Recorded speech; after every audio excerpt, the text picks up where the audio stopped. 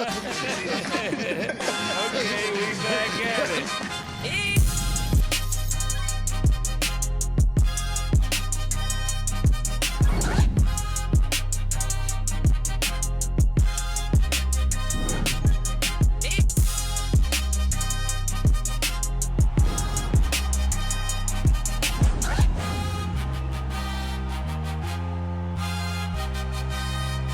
Welcome back to It Is What It Is. I'm Treasure Wilson, aka Stat Baby, along with your host Cam. Mase will be back, and today we are joined with our analyst Trysta. Hey. What's up, Tris? How you doing? I'm good. It's storming and raining here for the last couple of days. I wish I was in Vegas with y'all. When is it not storming up there? Is that like a stormy city? Like there's Seattle, it's in like second, to Seattle in like fog and smog and cloudiness.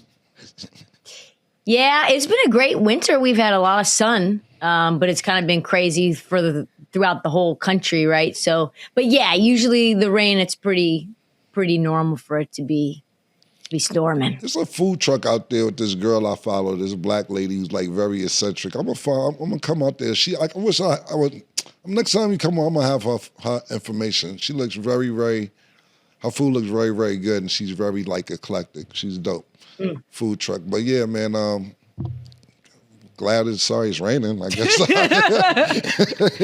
Like, what do you do? Like, is he trying to come for food? Yeah. Okay. Well, let's get into some basketball. We got some fun stuff to talk about today. So SGA has tied Wilt Chamberlain's all-time record of 126 straight regular season games with 20-plus points in their 129-126 win versus the Nuggets. So the thing here is everybody is always comparing today's NBA to then's. But Trysta, what's your opinion on the way SGA has impacted the league? Oh, that's a great question. I think what we're seeing from SGA is just a guy who you can now say for sure is, at 126 straight 20-point games is like, I don't think anybody truly in the league, whether that's a team or whether that's a player, can shut him down. Like, I think he's truly unstoppable. He said it the other day where he said, I've got every answer to every test. I just need to know what the questions are. And that was a bar. And he just kind of needs to see how the defense is going to play against him. And then he can figure out a way to either manipulate it and make the right play or to score himself. And you saw that with those two step back threes in like nearly the same part on the floor. And to do that with the efficiency that he's done it at, you can only pray and hope that SGA misses. You have to just make it as tough as possible on him.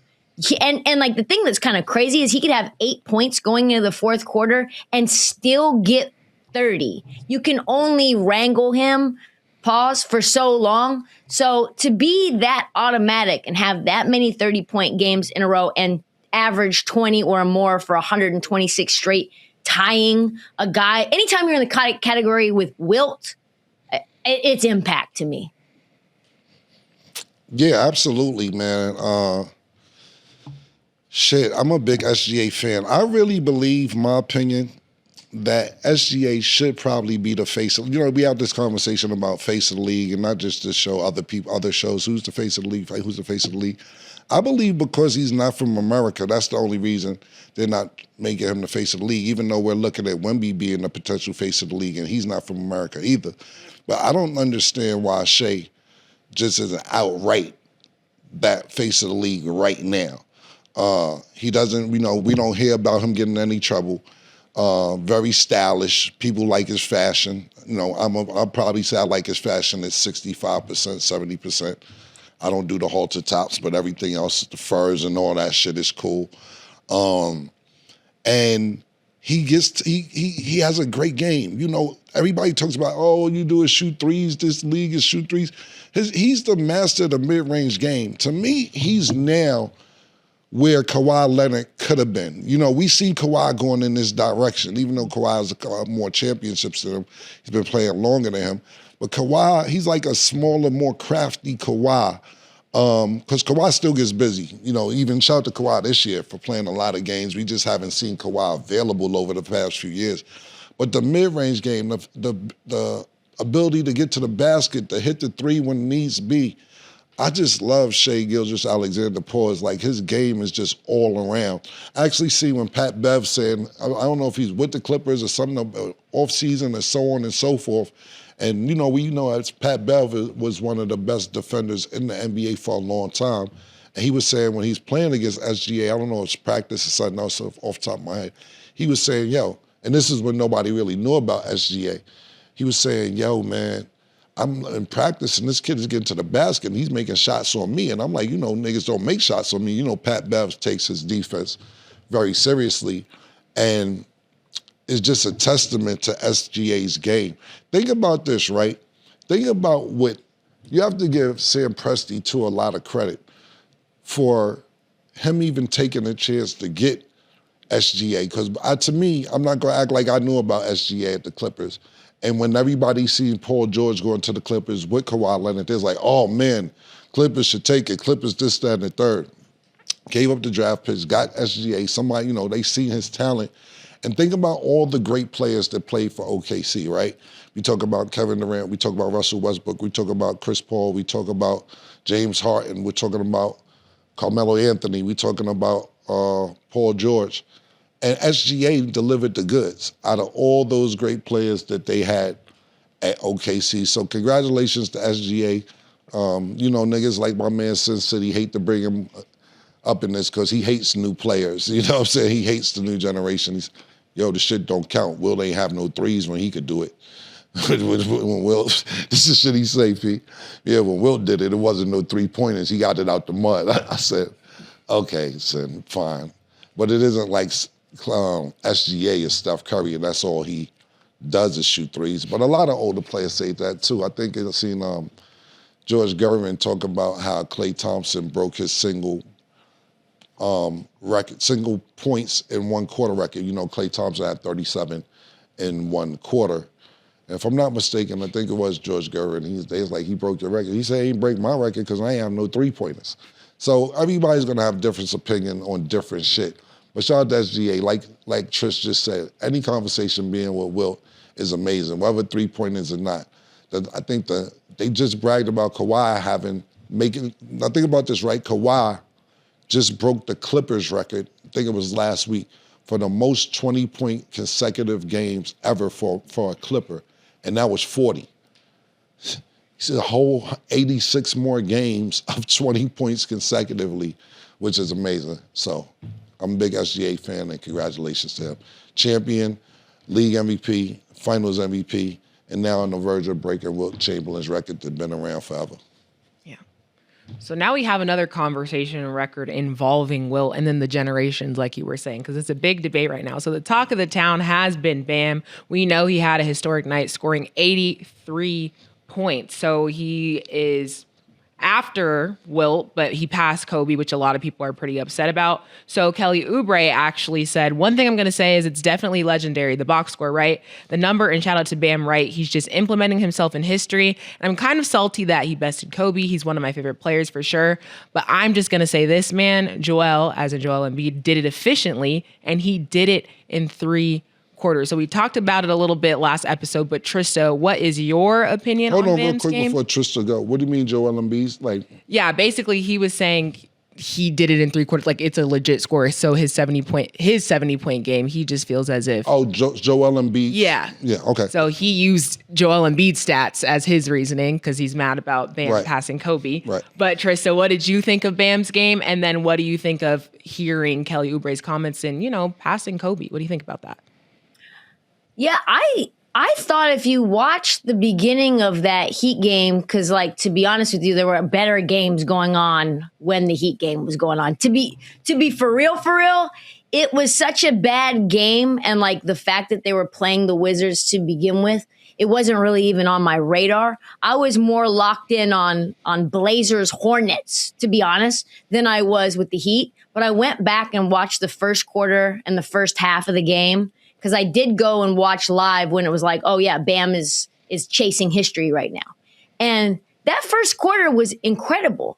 Bam was making pull up threes, catch and shoot threes, lays, like splash. And you could tell he had it going right away. So you watch that fourth quarter and you think to yourself, okay, like it is a little not fugazi or how they stat padded and they were, fouling the Wizards up a bajillion. But like the Wizards were also crowding Bam and triple and quadruple teaming him at the end of that game. The whole thing was pretty wonky. And to me, it was phenomenal to see a guy like Bam was never even on my top 100 guys in the list to ever break Kobe's record. So all of that, I love that. I love to see guys chase history and break records. And I think that stuff is really great for the game. Even Kobe Bryant talked about before he passed away. Listen, like, I'm not going to be salty. The game is meant for us to break records. I want someone to break my record. So I didn't like the fact that people after the fact were like, oh, well, Kobe is probably, spinning in his grave right now. Or, oh, if Bam had respect for Kobe, he would have stopped before he broke the record. I think that's like bullshit, to be honest. And so many people got caught up in like, oh, well, Wilt did this and Kobe did this. And it was ethical basketball when Kobe did it. That's not true. I went and watched that rinky dink, like 8-bit game in YouTube today against the Raptors. And he was stat padding too. Kobe was getting double and triple teamed in the post. He wasn't passing it for shit. They started double teaming him with 7 minutes left when he touched the ball. I think I saw Kobe in the fourth quarter pass like 2 times the entire quarter. He had 20 points scored in the last 6 minutes of the game. He was foul baiting. And to be real, the Raptors weren't a good team either. So I think there's a lot of people, oh, you're playing against the Wizards. It wasn't the same. The Raptors have the 5th worst record in the NBA. Wizards have the 4th worst record in the NBA. And if you look at what Wilt did, Wilt had 31 in the fourth quarter. He was stat padding as well. There was no ethical hoops for any one of these performances to be had. So I think people go back in history and they revise it based on their nostalgia versus what the actual reality, if you go back and watch the game, was. So I don't like what Kelly Oubre said. I think we should just appreciate what Bam did and stop like, oh, well, when so-and-so did it, it was this way. Or when so-and-so did 83 points is a shitload of fucking points. Okay? Like, end of story. Anyone who gets that many points deserves their flowers. End. Yeah, I said the same thing that you said, Trish. It's just that I'm not celebrating that shit. And I'm still not celebrating it. And all y'all people was mad at me today about it. I don't give a fuck. Yo, I don't know if y'all know this out there or not, but when y'all niggas be mad at me, it actually makes me more happy. It turns me on. I don't give a fuck what y'all people think about what I say. Because you know why? You don't have to watch me. It's mad other people to watch, but you're interested in what I say. I don't give a fuck about what you said. I said what I said. Now, back to elaborate on what Trish said. So think about it, right? I did look at the highlights. The first quarter was amazing. They had 31 in the first quarter. The first half was amazing. Then it just turned into a shit show in the fourth quarter. And I said, to be honest with you, I had the same take as you had yesterday about Kobe's game. I said, I'm not discrediting Kobe's 81, but he didn't pass the ball either in the fourth quarter. I said the last time it was real points within the game might have been Donovan Mitchell, 70, Klay Thompson, 70 points in the third quarter. 2 Kelly Oubre's points, 70 points from Joel Embiid, then take him out the game. So, to put the ball in the basket and get 83 points and you look at it and you're like, yo, 83 points is 83 points. It is, but it's not within the game. And if you're just going to give it to somebody to go get that many points, to me, it's whatever. Listen, I had 66 points one time, 5 minutes running time each quarter. So that means even when you shooting with foul shots, the clock don't stop. Still got the record, CPE's special on 106th Street, Madison Avenue. Salute to y'all over there. So imagine that, right?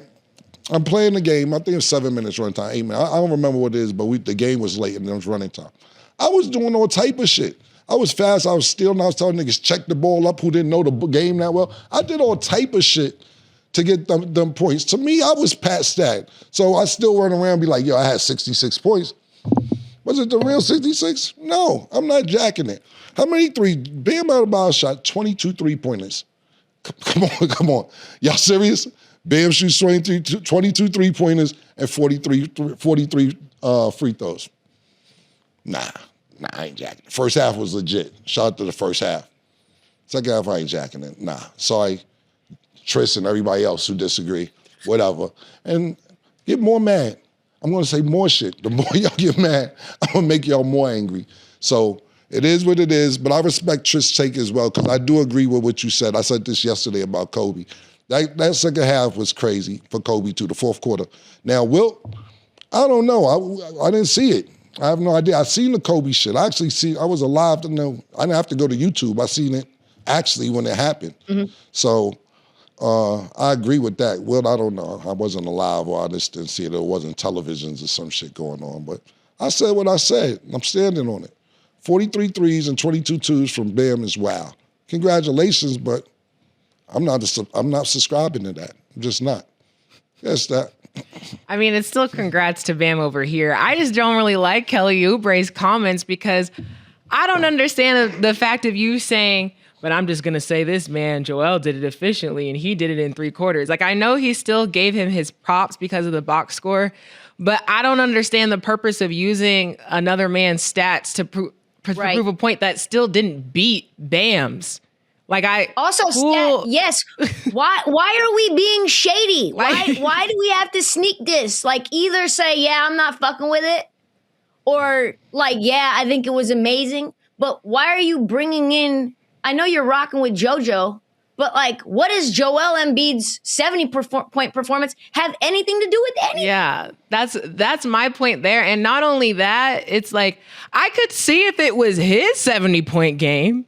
Thanks. I mean, you know, I just score set, but you talking about your teammate. Like, I mean, I love the camaraderie. I love it, but it just doesn't make sense in that quote. Like, so everybody does sound salty. And he did say he was salty because it passed Kobe. I understand that, but I just feel like all that was unnecessary to me.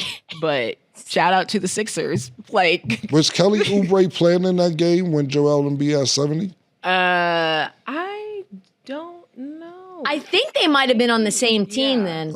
I think that was maybe he talking about. I seen it firsthand. He was on the floor. I'm not okay.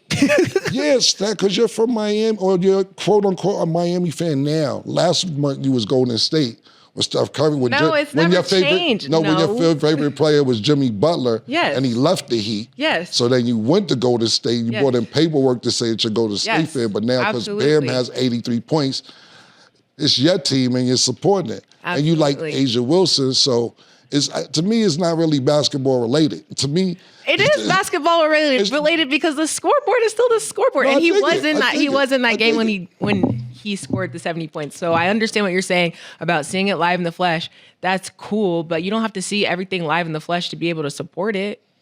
He's supporting his nigga. He was there. Yeah, I get that, but like, okay, are you supporting Bam? Yeah. All right, why he can't support Joel Embiid? And I get what Trysta's saying, like, it's kind of sneak dissing, but y'all are supporting what Bam's doing. Yes. And he was actually on the floor supporting. It ain't like you Triple J or nobody. It's just the way he said it. I didn't like it. I get it. Listen, I'm just being devil's advocate. I didn't like it. I'm not. You don't like things. I didn't like the way he said that. I'm not taking Kelly Oubre's side. I'm just playing devil's advocate of saying maybe that's where he's coming from. I'm not on his side. Yeah, no, I hear you. But same thing you said. I'm going to stand on it. I didn't like it. I had the camp tape. Get Tryst. Also, really quick, I don't know what the fuck Kelly Oubre is talking about because Joel Embiid had 11 points in the fourth quarter. Okay. So I don't know. Kelly, I don't know what you're saying, Kelly. Kelly. So what? Kelly. He said what? So he didn't have 70 in the third. I don't know what's going on. He said, oh, he did it in 3 quarters. He did not do that in 3 quarters. Okay. I don't just. Klay Thompson did though. Yeah. Klay Thompson did. Definitely did. Steve Kerr sat his ass down too. Yeah. I think Dame had 70 too. 70 as well. What's the name too? But it was 4 quarters. Donovan Mitchell. Mm-hmm. And a few people had 70. What's the light-skinned nigga from Phoenix? Our nigga. Devin Booker. Devin Booker. Yeah. Yeah. But listen, man, I get it. You know, the funniest thing I seen about this is a nigga from Instagram. I'm gonna pull up his name, but I don't know him. I got a lot of Instagram friends or haters or whatever, but he was funny. He said, Cam, I don't give a fuck if it was against a girls team in the girls club. 2 of them was handicapped, and it was only 3 players. He had 83. He laid out this whole blueprint of what it could have been for him to have 83. That made me laugh. I told him, you got that one. That was pretty funny. But everybody else, nigga, man, let me know you mad so I can make you more mad. I love it. I love it. I love it. Yeah, y'all keep that up and see what happens. Have fun. Okay, so we talked about a lot of different players, but Trysta, who do you think is the player in the league you trust the most right now to lead their team to a championship? It's such a hard question, Stat, because you could go so many different ways with it. And I was thinking, obviously, the first answer that comes to mind for a lot of people is most likely either Jokic or Shea, right? Like Shea is leading the league in clutch points per game. He's leading the league in clutch true shooting percentage, and has the basketball IQ, has the pedigree, has the most recent ring, has 2 clutch shots in a row in the last game against the contender, and he has the 20-point streak. And I get all that. But if his team was not garbage, it would be Steph. That's the answer. That's the only answer that there is. You look at what Steph did against France. You look at what Steph did against Serbia. You look at, if you just Google Steph Curry clutch playoff performances, that YouTube video is 15 minutes long. That's how much Steph Curry has been the dagger in the hearts and minds of whoever stands in his way. Not just threes either. Like, he's giving you lays, circus shots, pause. He's giving you and ones. He's dribbling around you. He's doing everything out there on the floor in clutch situations. So if I have to, a contending team, any contending team, and they're about equal, I give the nod still to Steph Curry until he retires over every single player in the league. And your question, let me, just because I heard Trysta say, let me hear the question exactly. Yeah, who's the player in the league you trust the most right now to lead their team to a championship? And you talking about this year, period? Mm-hmm. This year? Mm-hmm. Fuck Trysta talking about. Well, it's up for that's still a good point because it's up for interpretation. Like, if Steph was healthy, she's saying that Steph Curry would be her pick. No. What I'm saying is, if you're talking about on a contender, who do I trust as a player to be a clutch player to lead their team to a championship over anyone else? And we saw that in multiple championship runs against really good teams. I think still the greatest clutch player to win a championship is Steph. If you're talking about on a team right today. That's why I want to clarify the question. I even texted Stat about this. Yeah. And she said you could go either way with it. So it's a little bit of like choose your own adventure. Gotcha. Okay, but if we're talking about today, it's Shea for me. Yeah. Because that's why they put dates on the trophies. Yo. Here we go.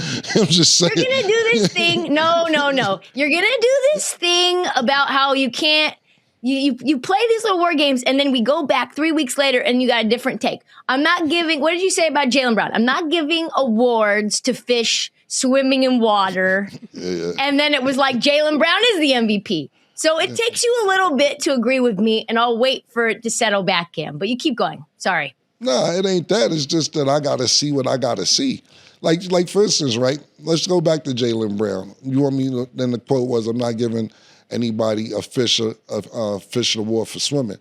Jaylen Brown, I don't know what time you're talking about or when you're talking about, but since last year, me and Mase have this debate because, we would tease each other about, I would say Tatum, he would say Jaylen Brown, who's the alpha, who's not the alpha. So I don't know when you're talking about, but since last year. It was this year. It was like 3 weeks ago. This just happened. You would have to definitely show me what Stat. you're talking about. Yeah, pull Do it you up. remember this Pull stat? pull it up for. Sorry. Yeah, if Stat remembers, please do. You can pull it up for next episode if you remember, because. Yeah, but pull it. I would love for you to pull it up, because since Jaylen Brown last year, Mase kind of got me because I was saying Tatum this, Tatum that. And not even last year, the year before last, they won the championship. He had the finals MVP, he had the playoff MVP. Then he got snubbed at the Olympics. And I was giving Mase mad credit on Jaylen Brown. So I don't know what you're talking about. I've been giving Jaylen Brown credit since I kind of lost the argument to Mase.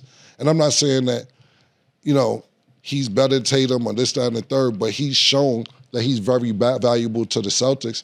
And we were talking about how he didn't make the Olympics. So I would love to see exactly what you're talking about. I think Stat said, should Jaylen Brown be considered a favorite or be a front runner for MVP? And because you're great at words, you took those two words and said, absolutely not. I'm not going to give a fish an award for swimming. Okay. If you're willing to put it up, I'll bet you $100. Live on TV right now. Live on TV? I got to find it? All right. Trista. I'm letting you know right now, don't do these Because actually, bets. I will find it. Me and Stat was actually talking about, I think it was Jaylen Brown and Kay Cunningham. Maybe listen, if you want to pull it up and I'm wrong, I don't have no problem in wrong. I just don't remember. So I'm not saying I'm wrong, but I just remember we was talking about Kay Cunningham. But you also had said that somebody played for UNLV that didn't, Lamar Odom. So, He did play for UNLV. He just didn't play a full game for UNLV. He practiced there. He went there. That's true. He did do that. Now, I'm playing. Who playing word games? Both of us are playing word games. Both of us.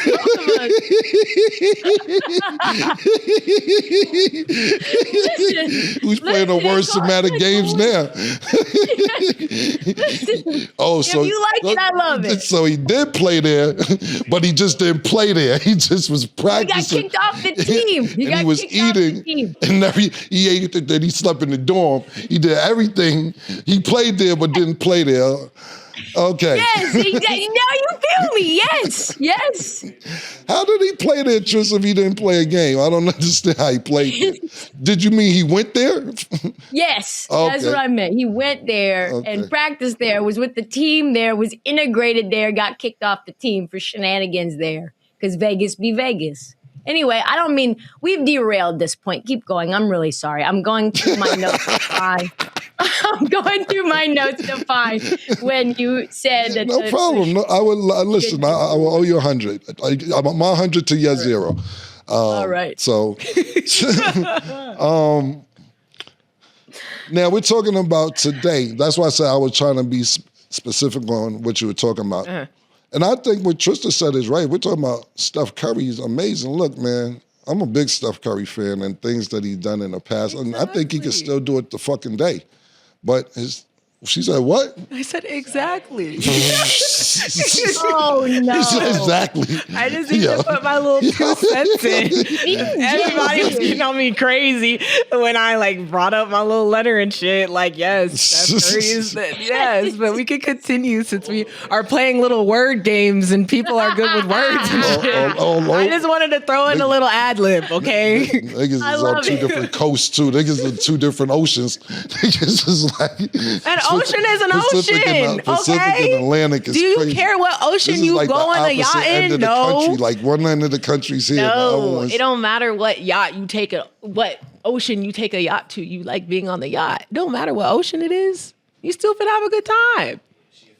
No problem. It's all good, man. It's an ad lib. That's all. No problem. But I agree with Stat and Trysta. Here it is. It's January 26, 2026, so it's a little longer than 3 weeks. And the question was, let's see. Chris Bosh believes Jaylen Brown deserves serious MVP buzz. And then do you think that he should be considered a serious MVP frontrunner? That was what it was. And you said no. Okay. I'll tell Nick. Anyway. But if you're correct, I want to pay you. I like taking accountability. What I'll do is text Nick the notes, and then next week we'll do it live on TV. So, all right, cool. That way, I'll pay you live on TV. And if I'm wrong, I'm wrong. All right. I don't have no problem when I'm wrong. No, I know you don't. But as far as Steph Curry, like Trish said, and Stat, I guess now, he's great.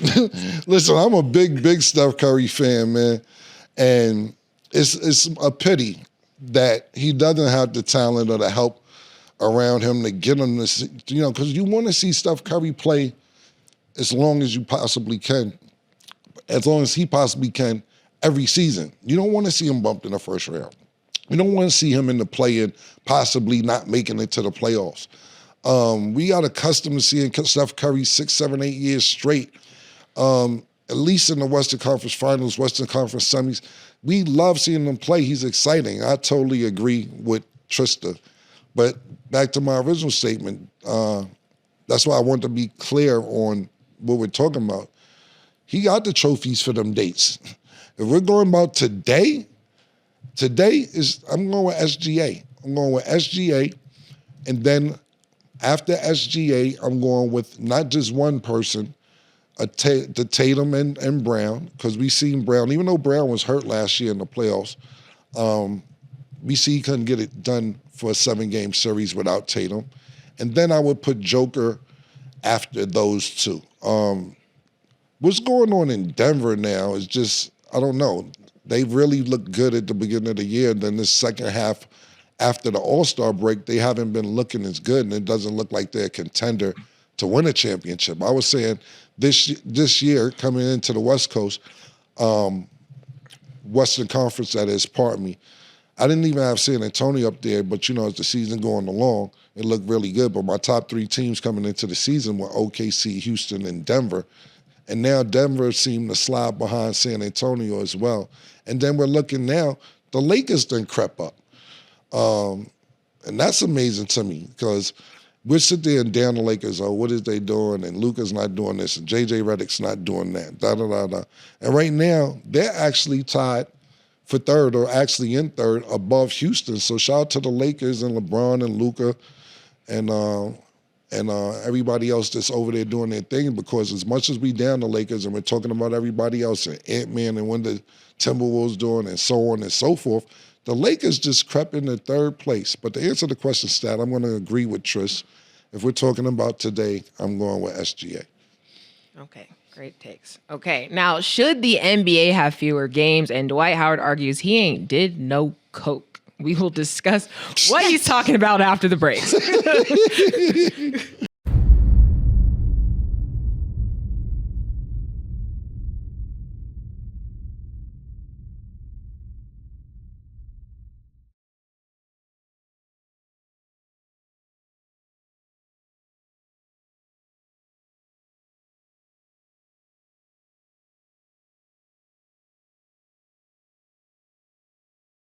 Welcome back, everybody. We have to keep that in because might as well. Might as well. There's something from Steve Kerr talking about the NBA game schedule. So he said playing 10 fewer games a season would improve the league. He had previously commented on the pace of play being an issue with an 82-game schedule and the travel that comes with it. Trysta, pretty straightforward, but what's your opinion on this? Do you think that there should be less games? I just think these people who keep bringing this stuff up, it's like, what the fuck is wrong with you? Like, why do you bring things up you know will never, ever, ever change? You're talking about 1/8 of the season going away. You think these rich billionaires that get money from ticket sales and merch and popcorn and TV rights deals that are billions of dollars are like, you know what? If it's better for the players, if you say like it's going to be a healthier season and it's going to cause a lot more intrigue, like, sure, we'll give you 1/8 of our profits away. Yeah, like, why not?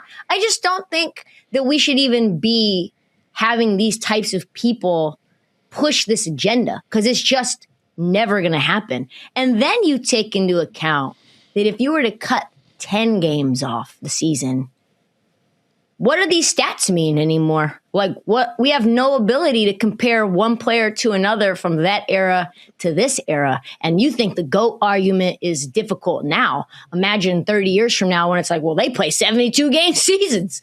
And so you're seeing that even a little bit in the NFL now.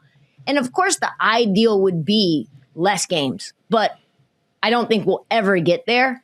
The ideal, I think, in the reality of it all is like, if you're a star player and you're older, just take off the season until Christmas Day. Let the young guns go through the play-in turn or the in-season tournament, win their bread. You chill, you get treatment. You have a 72-game season, and see what Adam Silver does when all of the vets of the league do that. But like, Steve Kerr knows better than to be bringing up something that will never, ever, ever occur. I thought that was an absolutely great take. Spot on. 100%. Not just the owners and billionaire owners. The players, are y'all going to want to give up an eight for your salary too? Like, NFL is different. I don't even understand how that should be working when the non-guarantee. Niggas signed for $120 million, but $72 million is guaranteed. And then when the end of the contract is up, they don't want to come to practice. The NFL, I'm going to have to sit there and have to really study that. I get it, but I got to understand what's the science behind that shit. Basketball, niggas be getting all their money. You sit out to get your money. Listen, they get their money. So I don't think nobody's going to want to take an eighth of their salary and not get it. But to Trista's point, not just the owners, you have TV deals that's already in place, that's already gonna happen. You know how many times I've been disappointed? That's why I like her take. Look, let's just sit out for a certain amount of time, who's not gonna play, and then just come back. You know how many times I turn on the game like, yo. Matter of fact, it happened earlier this year. I think it was, and it was a game that we just talked about, but it wasn't the other day. OKC played Denver. And Shea was hurt, and Joker was hurt, but I didn't know he was hurt. I'm rushing home. I got food. I done rolled my weed up, all type of shit. And I sit down, turn the TV on. SGA not playing, Joker's not playing. I'm like, I'm not watching this.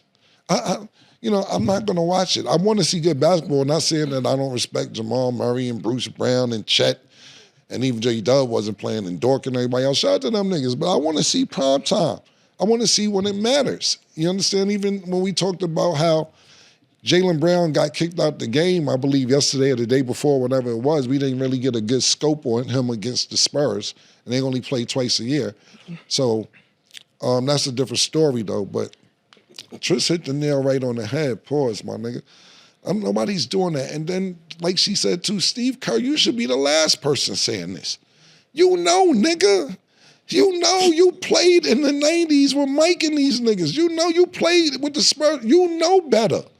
Now, what they're trying to blame it on the pace of the game and because players are going faster and this, that, slow the shit down. Slow it down. Nobody told every team to shoot 900 threes a game. Steph Curry came into the league, fucked it up. Now every team is shooting fucking 100 threes per game. That doesn't have to be the case, but I think people are playing like that because they say, well, this team may make 23s, or this team may make 33s a game. And now you're forcing your team to play like that when you don't have to play like that. Now, I'm not talking about Golden State because we already know when Steve Kerr was Steph Curry and Klay Thompson was about. You know what I'm saying? But this place of the game, if anybody knows, Steve Kerr knows. And cut it out too, Steve, with the travel. Y'all niggas flying private. I was looking at some shit the other day when this topic came up. This topic came up about a month ago, and they were saying how Karl Malone and John Stockton was in LaGuardia Airport at a Cinnabon for 3 hours eating mad Cinnabons to go play in Utah that night because their flight was delayed.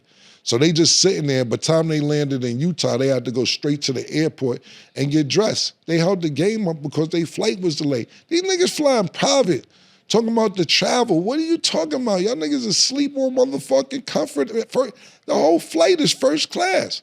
If anybody knows, Steve Kerr knows. But what I will say is this. Steve Kerr probably knows the players, the type of players that he's dealing with today is not the type of players that he's dealing with in the past. And I'm not saying this in a bad way. I'm just saying people's mentality is different today than it was in the past. But business is business, and I think, Trish, you got that right. It boils down to the money more than anything else. Yeah. So I want to ask you all this because we've seen the league also make a lot of changes, even though this one is unlikely. But again, change has to start somewhere, which is why people are going to speak up on certain things. But Trysta, do you like an innovative league, or do you like when things kind of remain more traditional? Like, do you feel like there's too much change happening? Do you like it? Do you not? I think that change for change's sake, I do not like. So I didn't really love the concept of the in-season tournament. I didn't love how we went away from East versus West. I didn't like that they kept changing it in terms of how all the All-Star format was done in general. Like they switched it up. Now it's a round robin. I mean, I think the folks that were watching this show were just as confused and frustrated as us when we were like the blind leading the blind. Like, how does this format work? Like, I don't know. Like, Google it some more. Like, like we don't know, right? And so, like, I don't like that. And I think Adam Silver in general continues to try to make tweaks because he's so, and he's talked about this a lot. Like in interviews throughout time, like in the last 5 to 7 years, he wants to replicate what the English Premier League does. That's why they play all the games, the last games of the season at the same time. So nobody tries to manipulate their seeding based on who lost or who won. And in-season tournament, that's what they do. He wants to create basically a Champions League worldwide where all of these teams play one another. And it's like, hey, could you just get back to the original like recipe? Could you just get back to having basketball be good and like try to fix the things that actually make sense to fix? So I like innovation and it'll always happen. And we see that's why all these threes are being taken. That's why the league is sped up. You see athletically that players are getting just at a higher level earlier, and they're stronger, faster, bigger. And so that ability to have a higher pace game is definitely something that happens more. And so that innovation was natural. I don't like unnatural innovation for innovation's sake. And so a lot of what I think Adam Silver has done has soured a lot of fans. Yeah, that's another great take. What I will say is this, right? I think Adam Silver, the way to put it is, damn, he's kind of like that lenient parent. You know what I'm saying? David Stern was the hard parent, to pause. David Stern was hard-nosed, like, yeah, he was mad strict, my nigga. David Stern didn't play no games. David Stern was there, gave Kobe the All-Star trophy for All-Star game. Kobe had the shit like this. He said, raise it above your head. Thank you. Like he one of them niggas like, don't play with the brand, nigga. You know, David Stern was real strict, and I think that Adam Silver's a little more lenient, and I think that he's an innovator on trying to make the brand bigger. And is that always successful? No, it's not always successful. Is it confusing at times, like the All-Star game? Yes, it's confusing at times, but I think that he's one of these people that try, and what Trysta said, because I didn't even know about the Europe League that she was just talking about, and say, what's working over there? Would this work over here? Okay, can we make this happen? Can we make this bigger here? I think that he's an innovator, but it doesn't always work, and sometimes it just looks like a mess. Leave shit alone. Don't fuck with it. So to me, I'm 50-50 on Adam Silver on some of the things that get changed and some of the things that don't. You know, Adam Silver's first big move is banning Donald Sterling for life. Niggas like, yo, shit, real commissioner in the building. Oh, that nigga banned the nigga forever because they didn't know they was going to ban him forever. And niggas started loving Adam Silver for certain shit. But as far as changing rules to the games and formats, I think like, for instance, right, when we talk about the All-Star game, right, I don't think that he would have changed it if shit been working. It's been so fucked up for so long. I don't think that that's Adam Silver's fault. I think that's more the players putting the effort when they play against each other. I think that's more about people not wanting to participate in the dunk contest. I think that's more about the players than Adam Silver. And what Adam Silver and his team try to do is say, how do we keep this alive? How do we keep this interesting? Because the nostalgia of the All-Star weekend is going away. We talk about somebody like Magic Johnson who says, I ain't going back to All-Star game. They ain't showing effort, even though he still be there. But he always pumps that he's not going because players don't play hard. And I think Adam Silver gets a lot of that slack for what players don't want to do. But I'm 50-50 on some of the things he does. But I support a lot of the things he does as well. And some of the things I think should be left alone. Yeah, fair takes.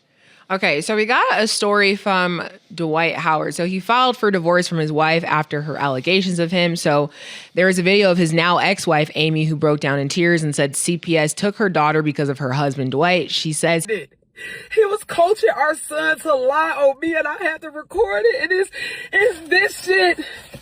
I try to tell everybody he needs some help, and ain't nobody would have fucking listened because he got the money. I kept saying, whatever, y'all don't understand. I live with him. He needs some help.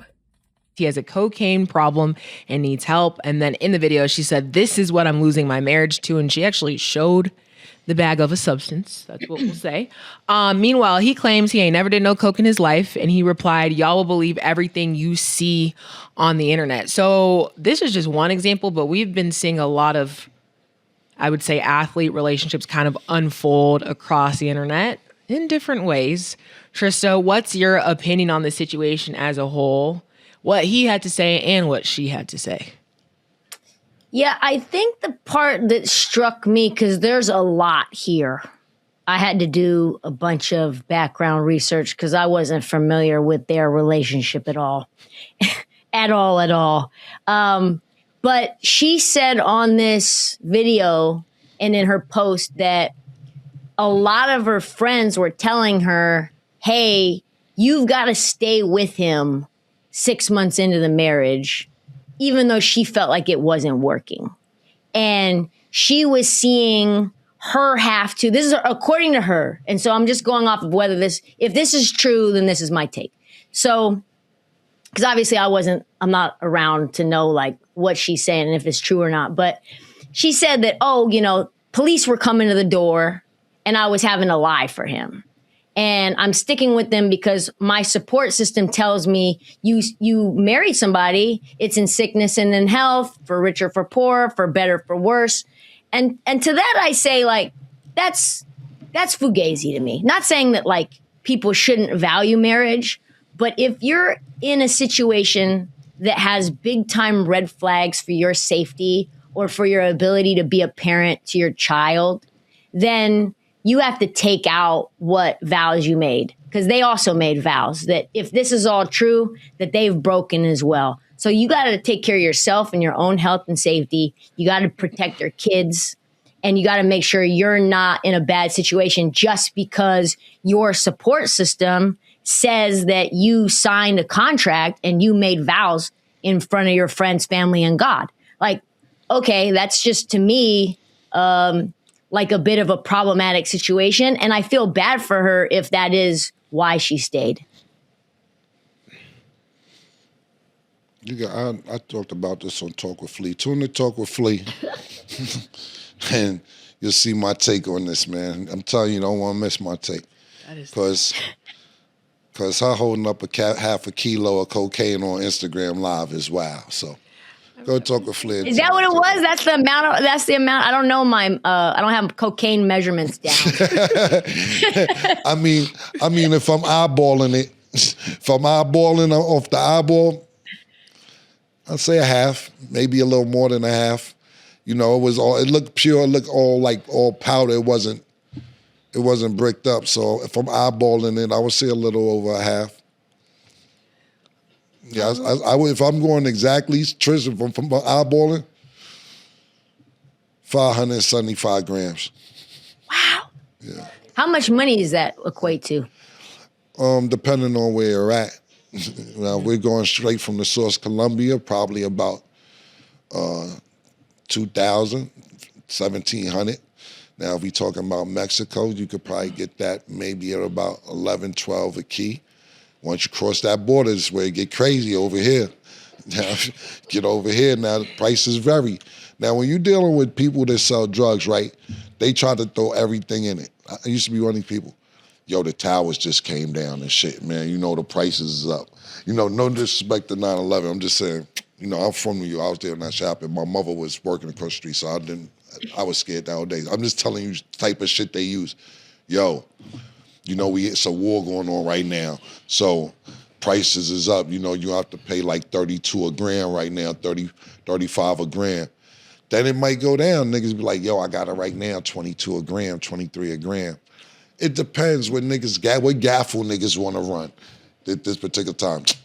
Yo, niggas just elected Barack. You know this nigga.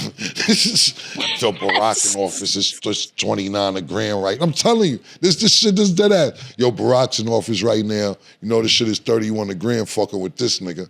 He don't want no drugs in the country. Yo, I remember Barack who was the second nigga Barack ran against? Mitt Romney? Romney. I remember a group of niggas from my hood. It was like 19 niggas.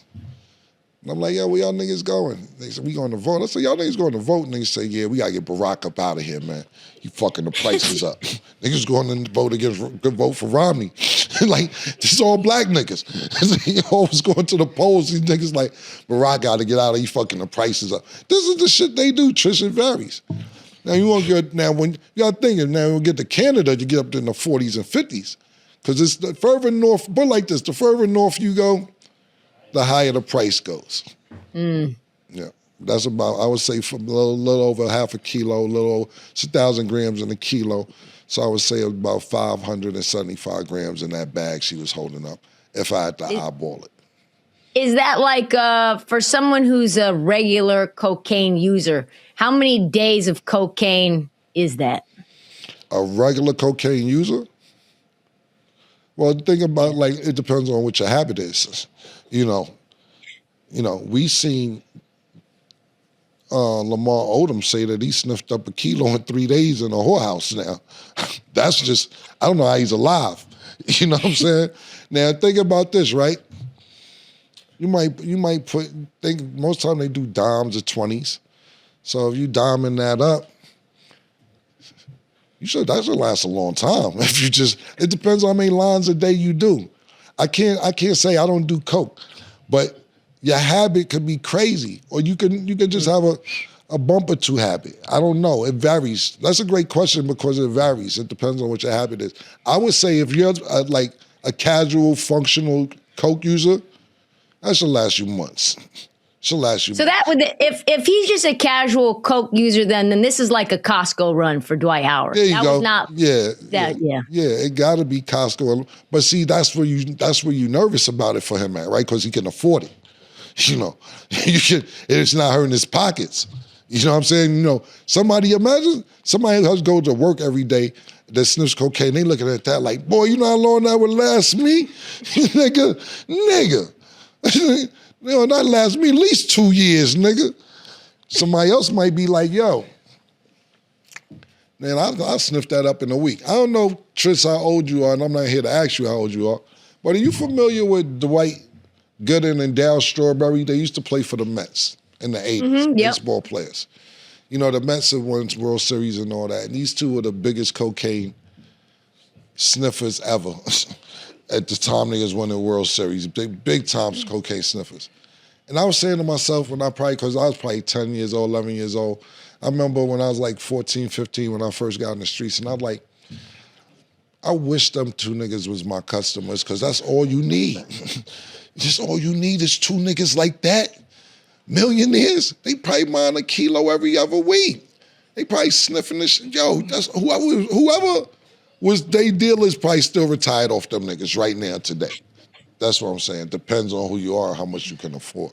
This was educational. Good questions, yo. Thanks. Yeah. She said thanks. Yeah. I'm going to start with, I hope they figure everything out and get the help that they need. Because anytime children are involved, I just feel really bad. But regarding Dwight Howard, everything that I know about that man is just like against my will. I feel like I just have learned so much about him, especially since we started the show. Like, whether it's real or not, it's like a coke accusation. And then at one point it was a kitty. If you know what I'm talking about, you know what I'm talking about. So I just feel like I just wish he could deal with some of these things in private. They just always come everywhere and everybody knows all his business, whether it be true or not. Because he's like, oh, you guys believe everything you see on the internet, but everything regarding him just makes its way to the internet. Like, you know how there's just some people that you just see everything about and you're like, why? Like, and no disrespect to these two, but there was a point in time I was just knowing everything about Krishan and Blueface, and I never I wasn't searching about their relationship, but I knew what was going on. I knew when they broke up. I knew when a baby was involved. Like, it's one of those situations for me. So I really hope they figure it out, because it's kind of sad, and I hope everything goes good. That's what I will say for Dwight Howard and his now ex-wife, because they got a lot. I just want to chime in one more thing, Trish, for people trying to get on me. Those prices I was giving you was New York prices. It varies state to state. Now, different states may have different prices on cocaine. Now, sometimes you may have him, nigga in Miami may have heard my last statement like, what? Fool, we get you that shit for $12 a gram. You know what I'm saying? Everything. It's close to the border, though. Yeah, exactly. That's why I said I want to have the disclaimer, thus the New York convo I was giving you. Because you get somebody in New York may be paying $30, but when you get to Kentucky or in the Midwest, where you're direct in the Midwest, you may be paying $120 a gram. You know what I'm saying? So that was my disclaimer. Just wanted to tell you. Also, really quick, I just want to say phenomenal memory. Like, just to know all these prices for every region. The business acumen is second to none. I just want to applaud you. Nah, thank you, man. You never know when I might got to backtrack. Shit might go left. Now let me stop. You say that right now. Let me stop. But yeah, man, thank you. I appreciate that. My numbers may be off. It's been a long time, but I'm just telling you, every state it varies, because you got to get it there. Yeah, and to your point, his memory actually is very, very good. I don't even think a lot of people know that, because he could just pull things. You're like, how do you know it's that? Crazy.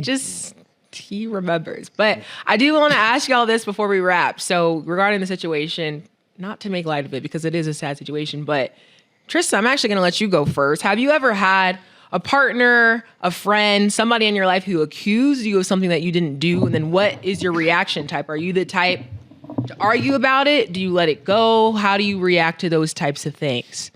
Have I ever had, well, I've never had anyone accuse me of having a half a kilo of coke and having coke.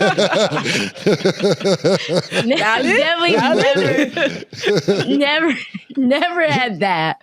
I've had people accuse me of messing around, and in the beginning of my 20s, I don't think I had really fully committed to being honest about what I was capable of giving to a partner.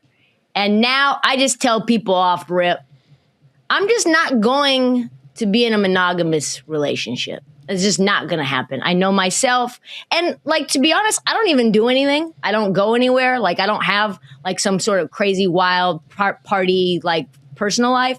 But if I want to and the opportunity is there, I'm going to take it every time. And it's very rare to find chemistry that you feel with someone. So I don't mess around with people who want to accuse me of cheating, because now they just know up front and Jump Street. You're not looking at my phone. You're not going to know who I'm talking to or meeting with. It's probably no one, but I don't really have to tell you, and you already know what time it is from Jump Street. Oh. That's the 40s, though. That's like 30, that shit, 30 man. my That's 30s. that's me. You know what I'm saying? Yo, let me ask you about this, man. I think, wait. Hold on. It's not you. Yo.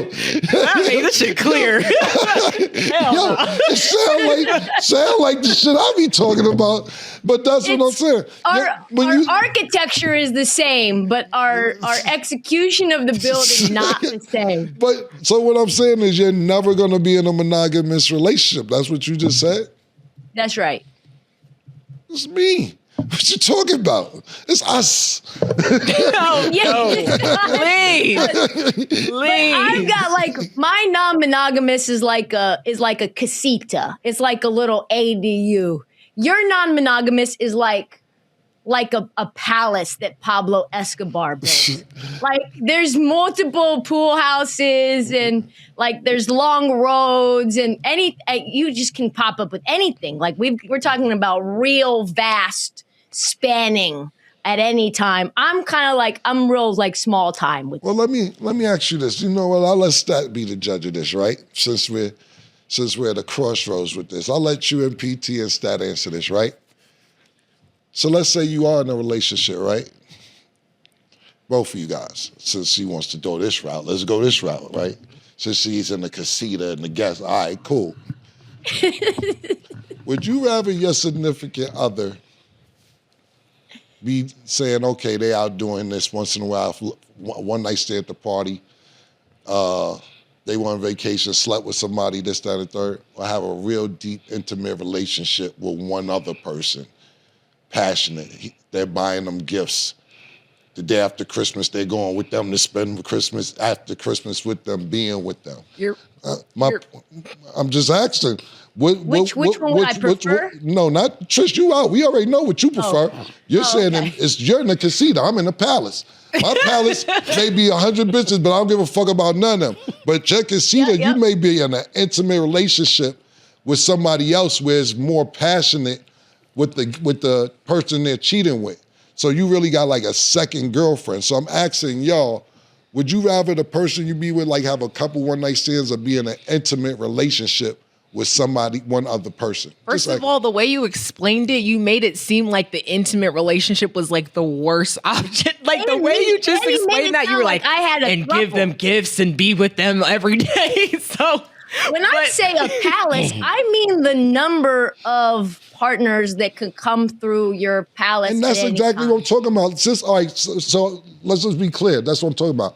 I got like, let's say I have multiple, I'm not saying I do. Let's just say I have 15 one night stands and you have one other guy that you mess with, but you're real intimate with. The reason I'm asking this because this girl I know is like, yeah, I share a dick, but I'm not sharing love. You know what I'm saying? So that's what girls will sit there and say, like, I'll share the dick, but I'm not sharing that nigga heart with you. I'm saying with your casita, your heart is maybe being shared. No. My go. The palace is just dick. Pause. That's what I'm saying. You can't change my question. I'm asking them, what would you rather have? I would rather choose the intimate relationship with one person. Okay. That's my option. You would have them. You would rather have them an intimate relationship with one other person. Yeah. And if you got a girl, one night stand. Yeah. Because if you in deep in relationship, that means you really like this nigga. Yeah. That's the point, to like somebody. Yeah, but no, what I'm saying is this: you may not like him to where you got to see him again. Exactly. So then you just don't be in a relationship. That doesn't have to be your partner. No, Scat. But he's asking whether you would prefer you were dating somebody. Let me just get this right. Yeah. Because maybe she didn't get it. Maybe I didn't get it. All right, good. Would you rather have somebody you're in a relationship with that's running around having one night stands, or have another whole girlfriend that they're in love with? Which one would you prefer? That's the question. That's the question. Yeah. No, you can just go talk to different people. That's what I'm saying. But thank you for clearing that up. That's exactly what I'm saying. Because she tried to make it be like, you're in the palace. And I'm like, my palace is full of one night stands. But you're in the casita where you're in a whole... one night stands. Of one night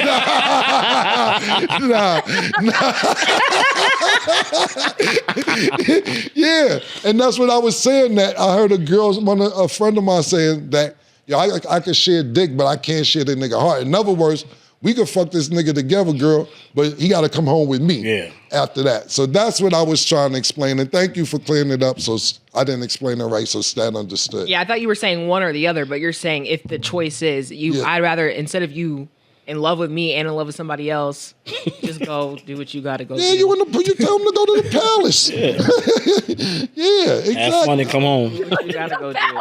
Go to the palace, baby. Yeah. That's so twisted though, because see, like now you're putting me in y'all's mindsets, and I don't think like that. Because I don't like that. I don't even like how I feel after answering that. Like, you see how like they think like I'm just all like, no, like I like, like one, and they're all like, but if you had a choice, and then like I don't want that choice. Actually, that makes me feel icky. It exists in the real world. Yeah, I'm just saying. I believe it, and that's not a world that I want to be part of. Y'all, but that's actually what happened. That's actually what happened with Dak Prescott. Not to like finish the topic or get there, but that's basically why they broke up or they ended their engagement. Was he had all these old jump offs and he had burners and ended up she ended up finding him allegedly on their dual engagement or in a bachelorette party. Which I don't know why you would ever have a dual bachelor party, but he was, he had a palace as well. Has a palace. But that's not even the same thing. If you are getting married in a month and you're entertaining other women and not even in love, that's not the same thing. You're just entertaining other women. It's the time to do it. It's about to be over. No, because now the whole thing is over. And you could have just continued doing that before planning a wedding. I was. You in my phone. Yes, that's the question. That's the question. Fuck you doing in my phone? Shit was just fine. I'm stressed. Y'all are stressing me out. In the comments down below, let us know what y'all would choose, a partner in love with somebody else. Answer for the question. Yeah, you're still going to go. No, I don't want to go now. I'm good. I'm in the palace. She's in the casino. I got to get the comments take because that went every which way. And I don't even know how we got here, honestly. Yeah, because you know what? I seen your brain calculating. You like, damn, if my boyfriend did that, which one would I rather have? This nigga be in love? Or the one night stand? That's a lot. Couple one night stands. All right, let's just narrow it down. 10 one night stands on love for 2 years. Let us know 10 one night stands. Damn, because you know what happens is, like I told you, I had a girl that I was dealing with, and I know we running off time, but I had a girl I was dealing with, and I thought she was like my little side joint. And I'm like, yo, don't be asking me questions. You ain't my girlfriend. I think I said this before. I was like, don't be asking me no questions. You ain't my girlfriend. She's like, you dumb nigga, I'm your girlfriend. You just don't even know it. You over here 3 nights a week. I'm cooking for you. You spend the night. You come here mad, leave happy. Then you go back over there. She really a side bitch. And I was mad and I walked out and thought about the shit. And I'm like, is my side bitch my girlfriend? Like, yo, she fucked me up with that and made me think about that shit. You feel with her words too. I ain't gonna lie. Yeah. Jedi mind trick. Jedi mind trick, but at the same time, is it facts? Because a lot of girlfriends may be right now be thinking that they the girlfriend because they at home and living with the nigga, but you may be the side chick. You may be happier with the other bitch. Yeah. Listen, tell him what's up. I've been in both scenarios. Yeah, I think being the side piece is actually more freeing. Yeah, right, exactly. And you know what? God rest in peace to Patrice O'Neal, comedian. He said this, bro. You know how crazy it is for a nigga to go cheat, to go find happiness somewhere else that you're not giving to him? Cheating ain't for us, it's for you. So we don't hurt your feelings. And we find happiness somewhere else. You should be appreciative that we not now snapping. We had one felt some happiness. Cheating don't really be for the person who cheating, it's for the partner. Stat is very uncomfortable with this conversation. My brain's like just be single. What is cheating, right? What you want to do? Going to find happiness somewhere else. Yes. Yeah, if you want to word it that way. Just on what Patrice O'Neal said. That's what he said, Rock RP. What is cheating? So why do people cheat, you think? Passion, lust. It don't even have to be looking for happiness. It could just be like spur of the moment. Yeah, it lust. Could be, That's the palace. It's the palace. That's the palace, baby. But then if it's not, but if they really like them and love you in the casita. Yeah. That's what Pick your poison. This is a convo Mase should actually be here for. Because I need to know his take. Because this is going every which way. I don't like the palace. I don't like I don't like the quotes. I don't like the wordplay. I don't like the ad libs. Nope, nothing, nada. But the comments can tell us what they think because I'm sure everybody has different thoughts over here. But y'all, that is all the time that we had for today. Trysta, it's always a pleasure to have you on the show. Tris, good seeing you, man. Good next seeing week, y'all. man. Pull my clip up, man, for next week, man. Oh, I'm pulling it up. You better believe it. I'm glad we got real on this episode. Yeah, listen, Tris, man, we gotta do a tour. It might need to be 2 times a week. We done got the casinos, palaces, cocaine prices, all type of shit today, man. This was an interesting show. I loved it, man. It was very good. Likewise, man. Yeah. Likewise. Thanks for having me. No, I appreciate it. Fire. Thank y'all for watching. And as always, it is what it is.